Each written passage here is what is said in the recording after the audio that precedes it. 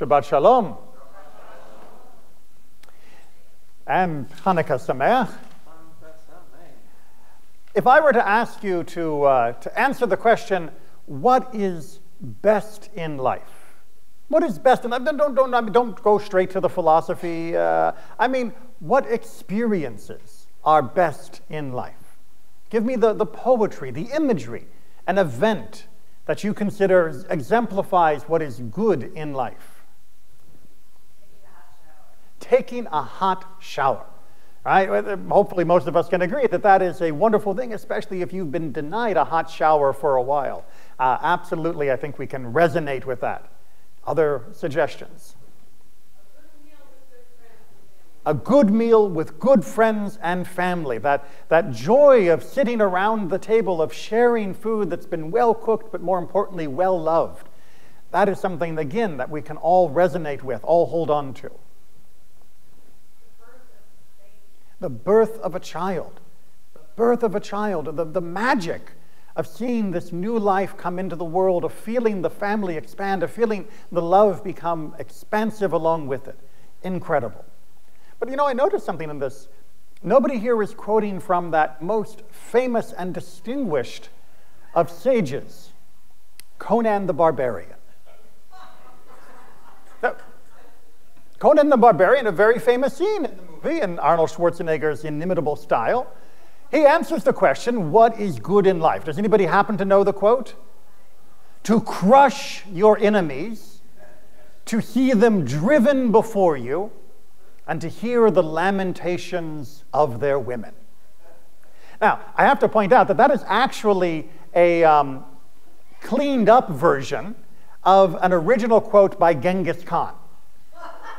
Sort of the, goat of barbarians. Genghis Khan added a few elements that, seeing the ages in the room, I'm not going to repeat. But let's just say that Conan Barbarian seems a little nicer than was Genghis Khan. Why did none of us cite Genghis Khan or Conan the Barbarian, slightly more of our time period? None of you mentioned crushing our enemies, driving them before us, or hearing the lamentation of their women folk. No? Is this not truly what is best in life? No. And yet, here we are, celebrating the holiday of... Doesn't Hanukkah celebrate crushing our foes and driving them before us, maybe without the lamentation component? Is it not a military victory? Are we not joining together and exulting in our triumphalism? Oh, good. Now you're stopping and thinking. Excellent.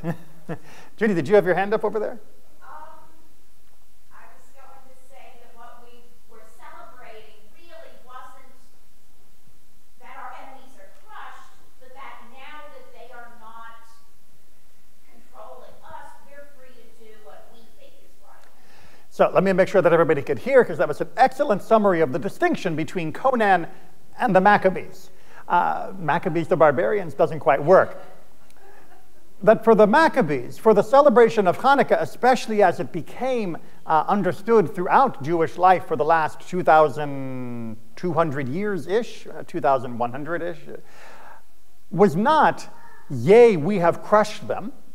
It was, yea, we are free of them. And now, it is not just that we are not celebrating their destruction, we are celebrating our ability to live as we choose to live, as opposed to how the Seleucid Empire was trying to force us to live. But when we go back, you notice a pattern. If I were to ask you, on what day was the Temple of Jerusalem destroyed? I bet someone in this room knows. What? Tisha B'Av. Absolutely right. Absolutely right. On what day were we able to be free out of Egypt? Pesach. Thank you. It's okay. I won't make you do the date. But if I were to reverse it, on what day did we finally destroy the Amalekites?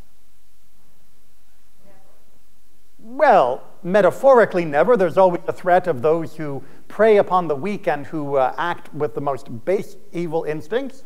But the actual nation of the Amalekites, well, there's no one around there with an Amalekite passport these days. They are gone. When? What day? We don't know. We know that it happened. We see the story play out, and most famously with King Saul, and we see his troubles over that issue. But we do see the end of the Amalekite nation as a threat to the Jewish people and as a threat to everyone else. And yet, no one bothered to write that day down, to have triumphant parades in the street to annually commemorate the destruction of these people. Well, let's try something simpler. On what day did the walls of Jericho fall? Our first major military victory in the land of Israel, establishing our toehold in that land and setting the stage for the rest of the conquest under Joshua? Thursday, exactly right. Actually, that one we do actually have a hint about. It might have been, according to ways of reading the text, on the 8th day of Pesach, at the very end of the holiday, with all of the laps being the midst of it. I can talk about that later in more detail, but even with that idea as perhaps the day it was, no one on the 8th day of Pesach is celebrating the crushing of Jericho. And yet if you go to other nations and you look through their holidays and their histories, they are often filled with celebrations of crushing their foes, of driving the enemies before them, and give or take the lamentations. But in Judaism, not so much. And it is precisely, as Judy already hinted, because we do not define ourselves by those whom we have defeated. We are not better people because we have defeated them. We are not better people because we are victorious. We should not be proud of the victory for the victory's sake. We do not conquer others simply so that there is someone upon which to stand and grind into the dirt. That is the barbarian attitude. You notice Conan didn't say who the enemies were. Anyone was an appropriate enemy if you could climb over their corpse to glory. But in Judaism, that is not the motto. We do not define ourselves by those whom we defeat. We define ourselves by what we do with the victory. That has been our focus for 3,000 years. Yes, the wars have been necessary. The battles have been hard fought, and those who fell and those who served should be honored at all occasions. But we do not define ourselves or the destiny of Torah by those that we have beaten. We take those victories and transform them into a celebration of what we will now achieve, of the goals of our people, of what we will now be liberated to do, what we will now be free, unburdened to be able to do. God gave us Torah not so that we would have something to read in between our engagements with the foes, not so that we'd have something to record all of our battles and the deaths of those who cowered before us, but so that we would know what to do when we didn't have to fight, so that when the battle was done and we returned to our tents or we returned to our cities, we didn't sit and regale each other with the stories of the battlefield, of how amazing our skills were, of the prowess in battle, about the glory that we had won through the slaughter of so many foes, but so that when we returned to our tents and to our cities, we would look around and say, now what will we build? Now what will we do? Now how will we live our life? Our life is not defined by those whom we defeat. We must fight, and we must defeat those whom we must, but we mustn't ever be satisfied merely with victory on the battlefield. It is victory off the battlefield that is the ultimate goal of Judaism.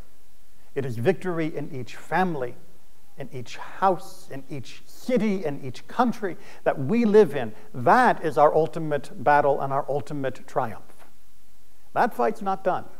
No matter how many times we fight on the battlefield, we always must return to the ultimate struggle. It is only of temporary concern. We must remember that, even as the wars continue to unfold and continue to force us to struggle.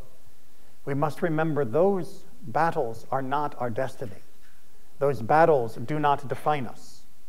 It is the battle of our soul and the battle for what this world will look like when it is not under arms. That is the true goal of Judaism and of Torah. May those battles be frequent, passionate, and may all of us continue to struggle in them, even as we continue to support those who struggle on the front line of the more immediate military form. Shabbat Shalom.